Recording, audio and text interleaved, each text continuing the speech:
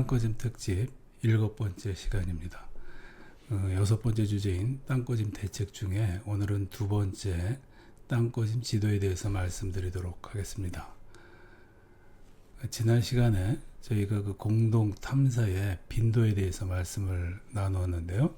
국내에서는 그동안 5년에 1회 그 공동 탐사 하던 것을 그 금년 5월 28일 날 굴착공사장 안전관리 강화 방안을 발표하면서 주의 관심 지역, 고위험 지역, 땅꺼짐의 위험이 높은 지역에 대해서는 2, 3년에 1회, 아주 높은 지역에 대해서는 연간 2회 시행하는 것으로 그렇게 한다라는 말씀을 드렸습니다. 일본은 매년 1회 또는 10년에 1회 정도로 이렇게 유연하게 좀 탄력성을 갖고서 운영을 하고 있는데요. 우리가 이 빈도를 정하는 것은 지금 여기서 나와 있듯이 그 지역이 얼마나 위험하냐, 땅꺼짐이 발생할 위험이 얼마나 크냐, 얼마나 시급하냐를 갖고서 판단을 하게 됩니다. 그것을 일목요연하게 볼 수 있도록 만들어주는 것이 노면 함몰지도 혹은 땅꺼짐 지도라고 얘기를 합니다. 그러니까 노면 함몰 관련 지도의 일본 사례를 갖다 보겠는데요. 2014년도에 저희가 서울시에서 대책을 마련할 때 조사를 해봤더니 도쿄도에서 도로 함몰 지도라는 것을 운영하는 것을 확인했습니다. 이 그림인데 지금 최근에 제가 다시 이것을 찾아봤더니 지금 홈페이지에서 일본 도쿄도 홈페이지에서 확인이 안 됩니다. 좀 안타깝게 안 되는데 최근에 일본에서 시정촌 함몰 포텐셜 맵, 함몰이 일어날 가능성이죠. 잠재력을 나타내는, 위험성을 나타내는 지도를 개발을 했습니다. 그 목적을 갖다 보면 요것을 참고로 해서 설명했던 이거나 목적이 같다고 보이는데 목적은 제일 중요한 것은 한정된 재원, 인력의 효율적 활용을 통한 노면 함몰 대책을 시행한다라는 겁니다. 그리고 공동 탐사 계획을 입안하거나 공동 보수의 우선순위를 설정하는데 활용한다 이런 거죠. 우리가 도로 함몰 지도든 땅꺼짐 지도든 아니면 일본식으로 함몰 포텐셜 맵이든 저희가 지금 명칭은 땅꺼짐 지도로 얘기를 하겠습니다만 이 땅꺼짐 지도의 목적은 앞에서도 살펴봤습니다만은 어떤 도로를 얼마나 자주, 그것도 어떤 도로를 먼저, 여기 나오는 우선순위죠. 그 우선순위를 정하기 위해서 만드는 겁니다. 그러니까 어느 곳이 땅꺼짐의 위험이 제일 크고 시급하냐. 왜냐하면은 우리가 탐사 장비 또 탐사 한 데이터를 판독하는 인력, 탐사 장비를 운영하는 인력, 그리고 그것을 전부 정부 예산으로 하는 경우가 많기 때문에 그에 대한 재원 이런 것들이 한정되어 있죠. 그냥 하고 싶다고 마냥 매일처럼 이 탐사를 할 수 있는 것은 아닙니다. 그러니까 일본도 위험한 곳은 1년에 한 번 하지만 좀 덜 위험한 곳은 10년에 한 번 하기도 하고 어떤 곳은 안 하기도 하는 것으로 나타나 있죠. 저희도 통상 5년에 한 번 하지만 좀 위험한 곳은 1년에 2번도 하고 또 2, 3년에 한 번 시행하는 것으로 했습니다만 그렇게 바꾸고 있습니다만은 그만큼 예산이 더 들어가죠. 또 인력도 더 많이 필요합니다. 그 한정된 인력을 어느 곳에다가 먼저 투자를 할 거냐, 투입을 할 거냐 하는 것을 결정하기 위한 근거 자료라고 보면 되겠습니다. 여기서 포텐셜은 공동이 일어나는 포텐셜은 공동 소인은 우리가 앞에서 설명한 적이 있죠. 잠재적 원인이라고 그랬습니다. 소인과 유인 두 가지로 그 공동이 일어나는 요인을 설명을 했었는데 소인은 잠재적 요인이고 유인은 촉발 요인이다라고 얘기를 했었어요. 소인으로 그 잠재적 요인으로 들었었던 것이 우리가 기억을 해보면은 지하 매설물이 얼마나 많은지, 그 혼잡도, 또 유출되기 쉬운 토양인지 아닌지, 그래서 유출되기 쉬운 토양, 사질토, 모래질 집안을 얘기를 했었죠. 그리고 지하 수위가 얼마나 많은지, 또 거기에 굴착공사, 또 굴착공사의 이력이 어떤지를 살펴봤고, 그것들이 얼마나 기여하는지를 갖고서 공동이 일어날 잠재적 위험을 판단한다라고 보면 되겠습니다. 그리고 이것이 함몰이 될 것이냐 하는 것은 이러한 곳에 촉발될 수 있는, 이게 확대로 촉발할 수 있는 가중 요인들이 있느냐, 확대 가능성이 있느냐라고 판단하는 겁니다. 어떻게 됐든 간에 어쨌든 이 포텐셜은 함몰이 일어날 잠재적 위험을 나타내는 맵이라고 보면 되겠습니다. 예, 과거에는 이렇게 생겼었는데 지금 일본에서 개발한 거를 보면 시범적으로 가나가와현 후지사와시에서 관사나 공동연구로, 그러니까 후지사와시하고 이 시하고 도쿄대 생산기술연구소, 예, 우리가 앞에서 소개해드렸던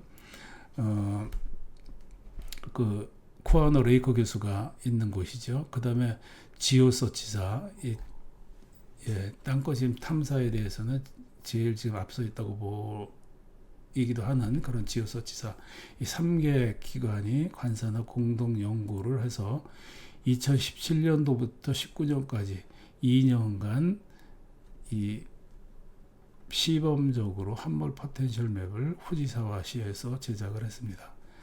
이 지도를 만들기 위해서 지역의 현황 파악 및 그러니까 공동의 데이터베이스를 구축을 했는데, 기존의 공동조사 300km의 결과와 시의, 이 후지사와시의 간선도로에 대한 추가 조사한 거 280개소, 또 이 공동의 발생 원인을 규명한 조사 결과를 활용을 해서 약 857건을 데이터베이스화 했습니다.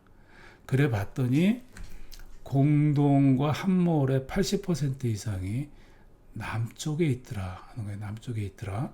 함몰 원인의 40%는 하수도 시설이더라 하는 거고, 이 지도를 만들기 위해서 지역을, 이 시 전체 전역을 국가 표준 격자를 활용해서 1198개의 격자로, 이렇게 격자 형태로 분할을 했습니다. 한 변의 길이는 250m 정도로 이렇게 나누었습니다. 그래서 공동의 잠재적 소인, 그러니까 잠재적 요인을 포텐셜을 평가하는데 하수관이 얼마나 노후됐는지, 또 가정연결관, 이 가정연결관이 이제 가정에서 나오는 하수를 도로에 있는 하수 본관에 접속시키는 관인데, 그 본관과 하수, 이 가정에서 나오는 연결관의 접속 부위 부분이 시공이 부실하다든지 아니면 그쪽에 마감 처리가 한 것이 떨어져 나간다든지 해서 종종 여기서 함몰이 많이 생기죠. 또 지하수위, 원지반, 대묘기 재료의 유동성 등 이 네 가지를 활용을 해서 그 위험도를, 포텐셜 위험도를 매우 높음, 하이 플러스, 하이 높음, 미들 중간, 로우, 이 낮음, 이 네 가지로 분류를 했습니다. 그래서 이 함몰 인자를 이렇게 네 가지로 봤는데, 다시 한번 보면 하수관의 형식이 합류식, 하수관은 합류식, 분류식, 이렇게 두 가지로 나누는데요. 우선 분류식은 하수 중에 오수죠. 더러운 물, 집에서 나가는 쉽게 얘기하면 좀 더러운 물, 그 오수랑 빗물을 관을 분리를 하는 겁니다. 우리가 도시에 내린 빗물을 배출을 해야 되는 관, 그걸 우수관이라고 하는데, 우수 배출관이죠.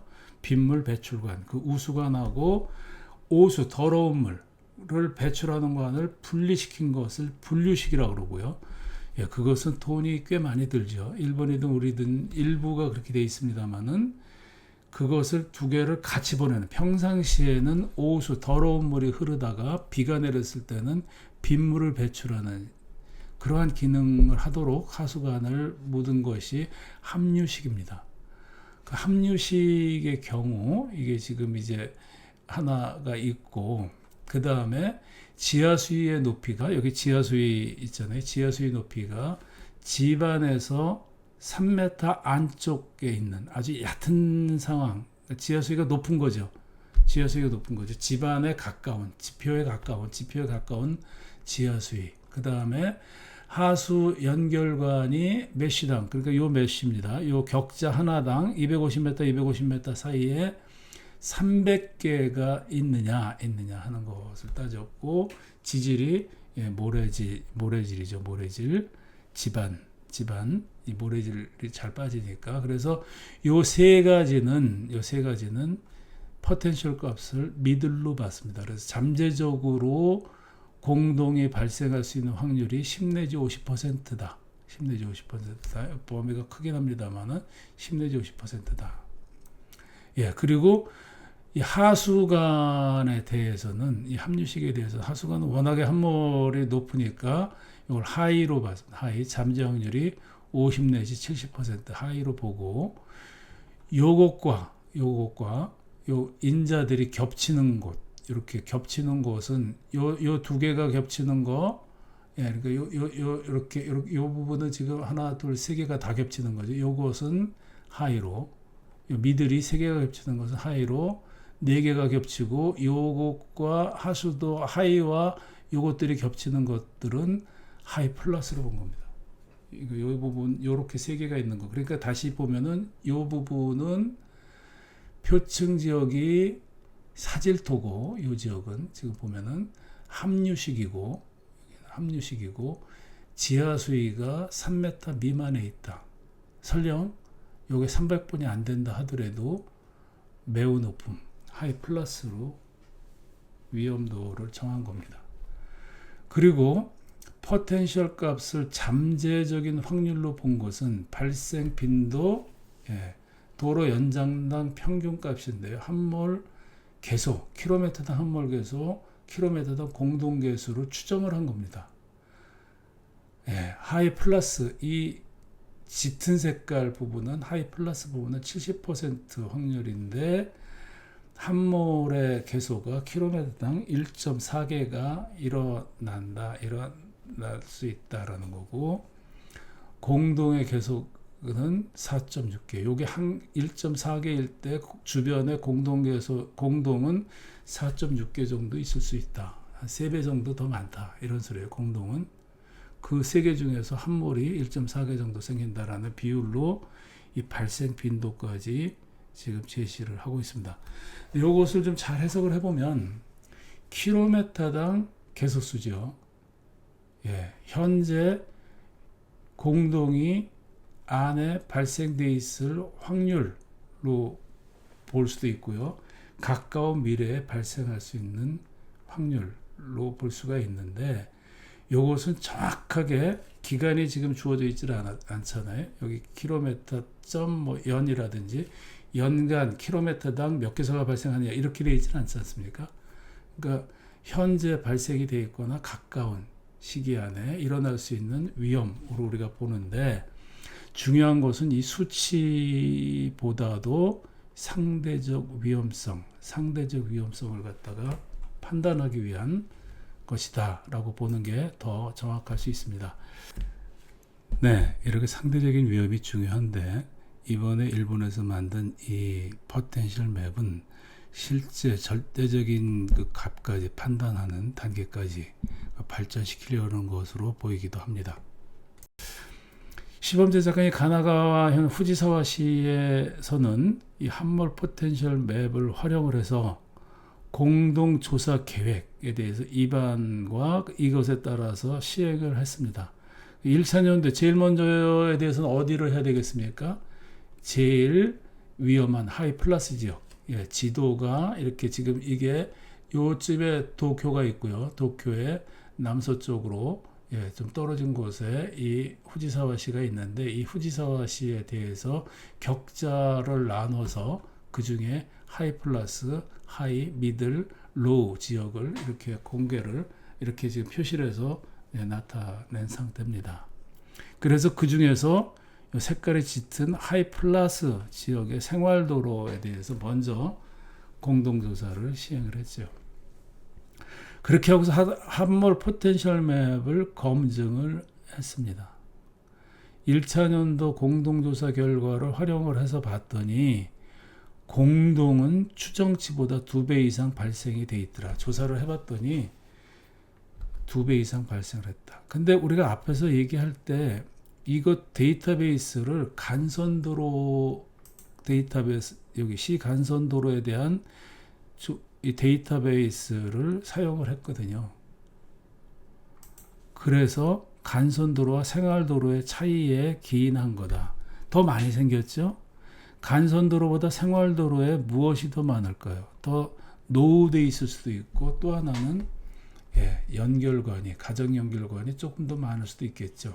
뭐 그런 것들 때문에 차이가 생긴 것 아닌가 싶은 생각이 좀 드는데, 어쨌든 공동이 추정치보다 2배 이상 발생을 했는데 이것은 데이터베이스의 성격 차이 때문에 그렇다라는 거고요.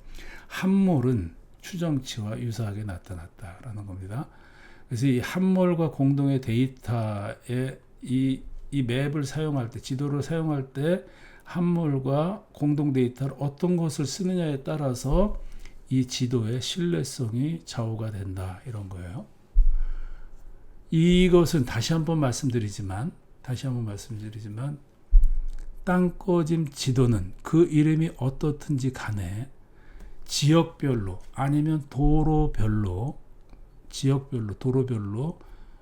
땅꺼짐의 위험성, 서로 상대적으로 어떤 도로가 더 위험하냐, 덜 위험하냐, 더 발생할 확률이 높으냐 아니냐를 따지는, 그것을 판단해서 그것에 따라서 내가 갖고 있는 자원, 장비, 인력, 돈, 이 세 가지를 어디서부터 투자를 할 거냐 하는 것을 결정하기 위해서, 그러니까 합리적으로 내가 갖고 있는 자원이죠. 자원, 장비, 인력, 돈, 이 세 가지 자원을 합리적으로 써서 위험을 최소의 비용으로 최대한 그 위험을 줄이기 위해서 우리가 이런 지도를 활용을 하는 겁니다. 그리고 이것은 하수도 장수명화 계획에도 활용을 했다 하는 거예요. 하고 있다, 이런 소리죠. 그러니까 어디서부터 해야 되겠어요? 이런 위험한 곳에서부터 하수도를 장수명화 계획을 먼저 시행을 한다, 이런 거죠. 역시 투자 우선순위를 정하는데 참고적으로 쓰인다 하는 거예요. 이것은 우리가 이렇게 지도를 갖다 봐도 알겠지만, 이거 이렇게 오버랩 하면은 어느 지역이 위험한지 아닌지, 이 지도로 봐서는 요 일대가 지금 제일 땅꺼짐이 많이 생길 수 있는 그런 위험한 지역이다, 이렇게 볼 수가 있습니다. 킬로미터당 지금 제일 위험한 지역이, 우리가 앞에서 숫자를 다시 보면 함몰은 킬로미터당 1.4개, 공동은 4.6개 정도. 이거보다 뭐 더 생길 수도 있고 덜 생길 수도 있지만 평균적으로 그런 정도의 위험을 갖고 있다라는 것을 보여주고 있습니다. 함몰, 그러니까 땅꺼짐 지도를 만든 효과를 갖다 보면, 이제 보면 해당 지역의 공동 형성, 공동이 생기는 주요 소인, 잠재적 요인을 규명을 하고, 그것에 따라서 조사 빈도와 얼마나 자주 할 거냐. 위험한 지역일수록 자주 하겠죠. 일본은 1년서부터 10년 정도를 두고 있는데, 1년 내에 할 수도 있고 10년에 한 번 할 수도 있고 그렇겠죠. 조사 중점 지역을 또 어디를 설정할 것이냐, 어디를 중점적으로 조사를 할 거냐 하는 것을 판단할 수 있는 겁니다. 그리고 이것을 작성하기 위해서 필요한 사항은 공동, 함몰, 유지보수 데이터를 정리해서 관리를 하는 거죠. 거기에 땅속에 어떤 인프라가 매립되어 있느냐, 특히 하수도 이거의 매설연대, 그러니까 언제 매립이 됐느냐, 또 어떤 형식의 하수관이 매립이 되어 있느냐. 뭐 토관 같은 것들은, 특히 옛날에 놓였던 토관 같은 것들은 오래되기도 했고 붕괴가 파손이 잘 되죠. 그럼 어떻게 되어 있느냐는 거하고, 가정에서 하수도 본관에 얼마나 많이 연결이 되어 있느냐, 그 부분이 취약하다, 이렇게 판단을 하는 거죠. 요것들은 필수 자료입니다. 공동의 데이터, 공동이 얼마나 많이 생겼느냐, 지질이 어떠냐, 사질토냐, 점토냐, 예, 이런 것들을 구별을 해서 필수 데이터로 해서 땅꺼짐 지도를 만들죠. 그리고 있으면 좋은 데이터가 함몰, 지금 이게 공동 포텐셜 맵이니까 이렇게 한 것 같은데, 함몰 데이터도 같이 집어넣으면 도로 함몰 지도가 이름이 도로 함몰 지도가 될 수 있는 거죠. 그리고 지하수위, 예, 교통량이 많다는 것은 사고가 발생했을 때, 땅꺼짐이 발생했을 때 피해도 많을 수도 있고요. 또 공동 자체에다가 주는, 예, 충격도 좀 줄 수가 있고, 그래서 아마 이것을 판단하는 것 같은데요. 그리고 기타 다른 매설물들이 얼마나 많은지, 지하구조물들은 어떤지, 지하구조물들이 터널 또 아니면 건축공사장 이런 곳이 공사를 완료를 해놨어도 다짐이 부족하다든지 거기에 결함이 있으면, 예, 함몰이, 공동과 함몰이 발생할 수 있죠. 또 강우, 일본에서는 지진, 예, 지진도 가중 요인이라고 그랬습니다. 강우와 지진이 가중 요인이라고 그래서 이런 것들도 같이 판단을 해서, 예, 하면은 좋다, 이런 겁니다. 근데 일단 필수 데이터는 이런 거고요. 굴착공사장과 굴착공사의 이력은 제가 추가한 사항입니다. 이것은, 예, 우리나라나 지금 일본이나 굴착공사장에서 계속 대형, 예, 함몰이 발생하고 있기 때문에 이것도 같이 관리를 해주는 것이 맞다라고 생각합니다. 지금까지 일본에 대해서 살펴봤고요. 우리나라를 보면, 예, 2014년도 8월 달에 도로 함몰 대책을 수립할 때 도로 함몰 지도를 구축하는 것을 포함을 했었습니다. 아까도 말씀드렸지만은 도쿄에서 도로 함몰 지도를 이렇게 해서 지역별로 어디가 더 위험한지를 판단하는, 상대적으로 어디가 더 위험한지를 판단하는 지도를 운영하는 것을 보고, 서울시에서 기존에 갖고 있었던 지반 정보 시스템입니다. 이 안에 서울시 지질도, 지층 등고선, 지층 단면도가 10년 동안 시추했던, 서울에서 땅을 이렇게 구멍을 보링을 해서 그 지반이 어떻게 생겼는지를, 지하수위는 어디에 있는지 하는 자료를, 예, 주상도라고 하는데 약 3만 개 정도를 저희가 갖고 있었습니다. 이것이 서울시 그 기술심사 담당관실이라는 곳에서 일찍 만들었죠. 그러니까 우리가 서울에서 건축공사, 지하철공사, 교량공사 등등의 여러 가지 공사를 할 때 그때 지반 조사를 합니다. 이 시추를 해서 그 시추 자료를 갖고 있는데 그것들을 공사가 끝나면 그냥 버리는 경우가 많아서 이거를 데이터베이스화를 해둬야 되겠다. 그래서 서울시 기술심사 담당관으로 제가 기억을 하는데 그쪽에서 이 지반 정보 시스템을 모아서 서울에서 시추를 하면은 그 데이터를 서울시에다가 내도록 그렇게 제출하도록 하고, 서울시에서 이걸 전부 다 입력을 해서 약 3만 개의 서울시 전역에 대한 3만 개 정도의 주상도, 이 시추 주상도를 땅속의 정보를 갖고 있었습니다. 이걸 갖고 있었고, 서울의 또 내부 자료로 지하시설물 관리 시스템이 있었습니다. 행정 내부망이죠. 이건 시에도 공개가 되어 있는 자료고, 이거는, 예, 시에도 시민들한테 일반 공개가 되어 있고, 요건 내부 민감한 정보들이 있으니까요. 우리가 지하매설물 중에는 상당히 중요한 시설들도 있기 때문에 요건 내부 행정망에서 쓰는 요 자료를 갖고서 요 두 가지 정보, 지하 매설물, 특히 이 중에서 이제 하수도가 제일 중요하겠죠. 요것과 집안 정보 무엇이 있겠습니까? 사질토인지, 예, 점성토인지, 점토인지, 또 지하 수위는 어디에 있는지, 요것과 하수관이 얼마나 노후되어 있는지, 언제 만들어졌는지를 더하고, 도로 함몰이 어디서 발생하는지를 이렇게 플로팅을 지도에다 하면 어떻습니까? 어느 지역에서 도로 함몰이 자주 일어나는지. 이것은 조금 아까 앞에서 설명했던 그 후지사와시의 동공 포텐셜 맵이랑은 좀 다르죠. 이거는 함몰이 일어난 것을 표현한 거기 때문에 도로 함몰 지도라고 얘기를 한 겁니다. 예, 땅꺼짐 지도. 일본도 도쿄에서 그거를 사용했던 것으로 제가 기억을 하고요. 어느 지역이 땅꺼짐이 많이 발생하느냐를 플로팅을 해보면 어떤 지질, 어느 지하수위, 어떤 지하 매설물이 많은 곳에서 이 도로 함몰이 많이 생기는지를 알 수가 있죠. 그렇다면 탐사를 할 때 어떻게 합니까? 우리 앞에서 후지사에서 시에서도 했던 식으로 어떤 도로가 제일 위험한지, 어떤 도로가 제일 시급한지 이런 걸 판단할 수 있잖아요. 우선순위를 정할 수 있게 되는 거죠. 그래서 도로 함몰 지도를 구축하는 것을 이때 당시 대책에 집어넣고 약 5억 원 정도의 돈을 들여서 이것을 구축했던 것으로, 왜냐하면 두 가지 정보는 있으니까 거기다가 도로 함몰이 생긴 것만 플로팅 계속 해나가면 되는 거니까 그렇게 크게 큰 돈이 들어가지는 않았던 것으로 저는 기억을 합니다. 그래서 만들어진 게 2016년 9월 달에 도로 함몰 예측 기능까지, 이제 요때 제가 퇴직하고 이제 그 다음 사람들이 한 건데 2016년 9월 달에 도로 함몰 예측 기능이 개발이 돼서 서울시 도로를 3등급으로 구분했다. 이게 이제 업무 보고에도 나오고 보도 자료에 보도도 됐었습니다. 그래서 탐사 등급, 관찰 등급, 안전 등급 이렇게 세 가지 색깔로 나눴는데요. 빨간색 탐사 등급은 내가 지금 탐사를 해야 되겠다 이런 겁니다. 여기는 함몰이 발생할 가능성이 높다 이런 거죠.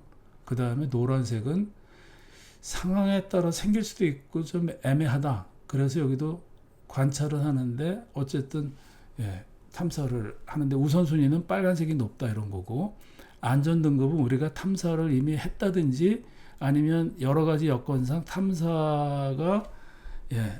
탐사를 구태여 좀 이렇게 시급하게 안 해도 좀 안전하다.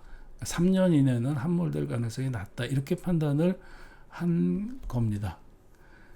그렇게 해서 이러한 함몰 예측 기능을 개발을 해서 운영을 하는 것으로 그렇게 이제 보고가 되어 있고요. 그러다 2024년 8월 달에 연희동 함몰 사고 이후에 집안 침하 안전 지도라는 것을 서울시에서 제작을 했다고 합니다. 이게 3개 등급인데 이 위험도를 5개 단계로 구분을 한 것으로 보이고, 내부 관리용으로 시민들 공개 요구에 안에 예민한 정보들이 있을 수 있기 때문에 아마 비공개하는 것으로 그렇게 결정한 것 같습니다. 몇 가지 이유가 있을 텐데 아마 이 안에 지하매설물 등의 중에서 예민한 정보들 이런 것들 때문에 아마 그 공개하는 것을 비공개로 결정을 한 것 같아요. 그리고 2025년 금년 5월 달에 이제 최근에 이것을 공개하라는 언론 뭐 이런 데서 이제 상당히 요구가 많으니까 집안 침하가 일어난 요것만 이제 공개한 거죠. 요 앞에 것들은 공개를 안 하고 어느 부분에 땅 꺼짐이 많이 생겼다. 또 동공 탐사한 결과는 어떻다 하는 것을 동공과 함몰이 발생한 부분에 대해서 탐사 결과를 공개를 하는 것으로 결정을 했습니다. 지도의 공개 문제가 이슈화 됐었죠. 이때는 이 지도의 원래 목적은, 첫 번째 목적은 어느 부분이 상대적으로 더 위험한가를 나타내는 겁니다. 절대적이라기보다는 3가지로 나누든 5가지로 나누든 앞에 1번처럼 4가지로 나누든 그 위험은 상대적인 겁니다. 절대적이라고 볼 수는 없죠. 상대적인 위험, 상대적으로 확률이 더 높다. 상대적으로 확률이 더 높은 곳에 한정된 재원을 먼저 투자하겠다라는 거죠. 예를 들어서 여기 안전등급 도로라고 만들어서 표시를 해놨는데 그렇다고 해서 절대적으로 3년 내 함몰이 안 일어난다고 장담할 수는 없는 거죠.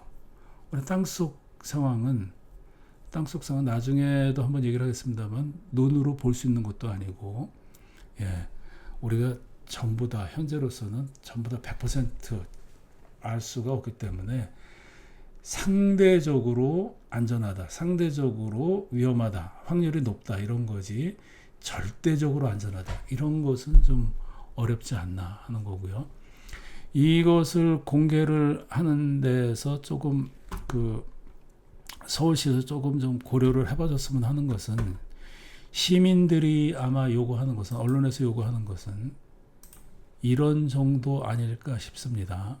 이런 정도 아닐까 싶어요. 그러니까 여기에 구태여 시민들이 보는 자료에, 그 데이터에 여기에 속해져 있는 자료까지 공개할 필요는 없을 거다라는 겁니다. 그렇다면 선택적으로 표출되는 것만 그 모든 소인들, 모든 안에 데이터들을 다 표출시키는 것이 아니고, 아웃풋으로서 어느 부분이 조금 더 상대적으로 위험하냐 하는 것만 제시하면 되는 거 아닌가 하는 생각이 좀 들고요.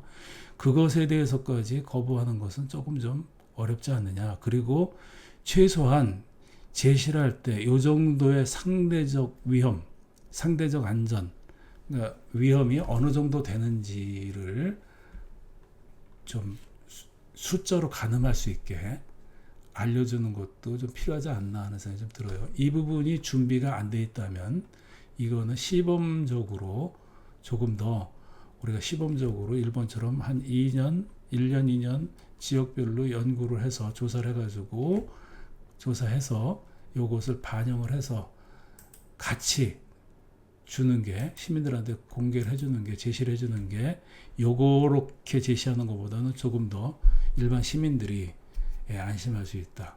그러니까 위험 등급이다. 요걸 등급을 어떻게 나누는지 저는 지금 알고 있지는 않습니다만은 위험한 도로다. 이렇게 돼서 혹시라도 이렇게 빨간색으로 딱 내놨을 때 이 주변에 있는 사람들, 평상시에 이 도로를 이용하는 사람들이 그게 도대체 얼마나 위험한 건지 몰라서 패닉 상태에 빠진다면 그것도 문제죠. 왜냐하면 사람들 이미지 속에는, 머릿속에는 어떤 이미지가 그려져 있어요? 길을 가다가 자동차가 곤두박질 쳐서 떨어지는 거, 오토바이가 떨어져서 빠지는 거, 이런 것들이 머릿속에 들어가서 있기 때문에 위험한 도로다. 여기는 위험한 도로다라고 만약에 그렇게 제시가 됐을 때 첫 번째로 들어올 수 있는 이미지가 그거라서 그런 식으로 반응할 수도 있다. 그러니 그런 정도가 아니고, 함몰이 현재 동공이 한 4.6개 정도, 그 중에 함몰이 생길 수 있는 게 1.4개인데 이런 정도의 규모는 어느 정도다. 이거는 규모가 다 정확하게 판단할 수는 없지만 대체로 하수관 때문이다. 그렇다면 하수관의 매설 깊이가 어느 정도인지 이거를 보면은 대체로 그 위치를 판단할 수 있다. 대신에 이제 공사장 이런 데는 조금 더 우리가 경각심을 높게 갖게 하고, 그런 높은 곳에 대해서는 그 위험이 높은 곳을 제시를 하면서는 반드시 얼마만의 빈도로, 다른 데보다는 좀 더 잦은 빈도죠. 아까 국토부에서 제시한 거는 1년에 2번, 아니면 우리가 비가 내릴 때, 내린 후, 이때 6, 7, 8월 달에 제일 위험하니까 그럴 때 탐사를 좀 더 빈도를 높여서 집중적으로 하겠다. 그래서 시민들이 안심할 수 있는 대책까지 같이 해서 좀 제시를 하면 어떨까 하는 생각을 해봤습니다. 국토교통부에서는 집안 침하 예방 대책으로 지하 통합지도를 구축을 한다. 이렇게 해서 지금 제시를 했고, 통합지도 고도화 추진 예정이라고 25년도서부터 29년도까지 고도화를 하겠다. 데이터 통합을 집안 침하 이력, 공동정보, 건설공사 정보, 홍수범람, 기삼정보까지 지하공간 통합지도를 만들겠다. 이렇게 제시를 했습니다. 그리고 이 안에 포함이 되어 있는 정보가 상하수도 등 지하매설물 7종, 지하철 공동구 지하보차도 등 구조물 6종, 집안 특성 등 집안정보 3종, 이렇게 해서 3D 지하 통합지도를 구축을 하고 있는데, 이번에 문제가 됐을 때 국가공간정보기본법, 이게 서울시에서도 같이 제시하는 건데, 이런 정보들이 예민하기 때문에 정보의 접근이 안 된다. 활용이 안 된다. 집안 침하 이력이 또 집안 침하 이력이나 공동 현황 등의 정보가 같이 플로팅이 안 돼 있다. 이런 거죠. 활용에 제한이 된다. 이런 거예요. 그럼 이게 땅 꺼짐이랑 어떤 관련이 있는 거죠? 그냥 지하 통합 지도를 3D로 다른 목적으로 만드는 것은 모르겠지만 땅 꺼짐을 방지하기 위해서 전국적으로 이렇게 만드는 것은 왜 만드는 걸까요? 이거요, 우리나라가 2014년도에 일부 전문가가 3D 통합지도, 서울시에서는 도로 함몰지도를 한 5억 정도 들여서 만들어서 운영을 하는 것으로 방침을 정해서 만들고 있는데, 정부에서 일부 전문가가 3D 지하 통합지도를 땅 꺼짐의 해결책으로 제시를 했던 것으로 기억을 합니다. 지금도 그런 얘기를 하는 분들이 계시고요. 땅 꺼짐이 예방되지 않는 거는 3D 지하 통합지도가 없기 때문이다, 이런 소리를 해요. 지도는 그게 공동 포텐셜이든 함몰 지도든 땅 꺼짐 지도든 무엇이에요? 위험도의 상대적 상대적 위험도죠. 그것도 지역별 아니면 도로별 상대적 위험도에 따라서 공동의 탐지나 보수 우선순위를 선정하는, 어디에 한정된 재원을 먼저 투자하느냐에 대한 보조수단, 정책 결정의 보조수단일 뿐이지 이거 자체가 궁극적 해결책은 아니다라는 거죠. 근데 왜 이것을 땅꺼짐 해결책으로 자꾸 얘기를 하는지 모르겠다는 거예요.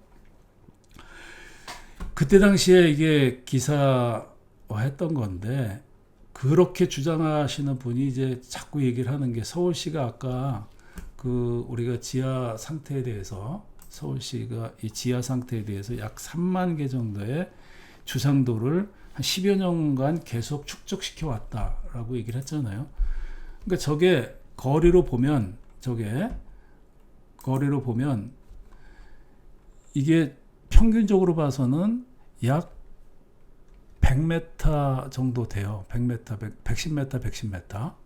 110m마다 서울에 110m 간격으로 시추주상도가 하나씩 있는 거예요. 이게 부정확하다, 이런 소리예요, 이분들 얘기는.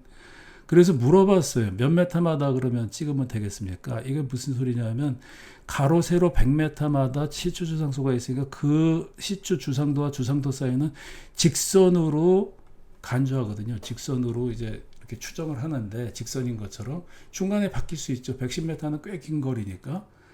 그러면 그 전문가분께서 생각하실 때는 이 시추주상도가 어느 정도가 더 필요합니까? 그랬더니 20m 아니면 최소한 30m로는 해야 된다, 이런 거예요.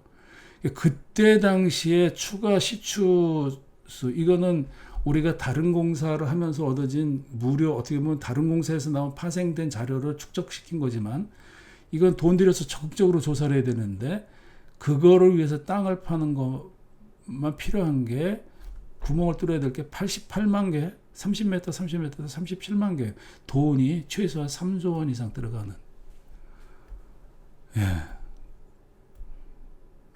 그래서 이게 기사화 됐었습니다. 이거 찾아보면 기사가 되어 있었는데, 지금도 여전히 이 3D 지하 통합 지도를 보조수단이 아니고 이걸 해결책으로 제시를 하는 분들이 있고, 정부는 이걸 받아서 계속 고도화 추진을 합니다.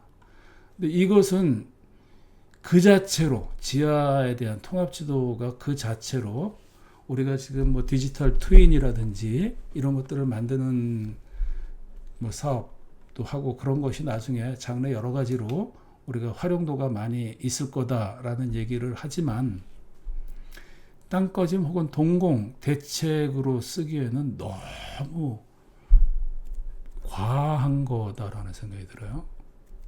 예, 이 자체는 별도의 개별 사업으로 진행하는 것은 모르겠는데, 이렇게 비싸게 돈 들여서 이 공동탐지 보수 우선순위를 선정하는 보조돈으로 쓰기에는 아깝다. 그러니까 별도의 계획으로 가야 된다. 이미 시도는 2018년도, 그 대부분의 지자체는 2022년도에 구축이 완료됐음에도 불구하고 현재까지 활용이 안 된다는 거 아닙니까? 목적이 안 맞는 거 아닌가, 이런 생각도 해봅니다.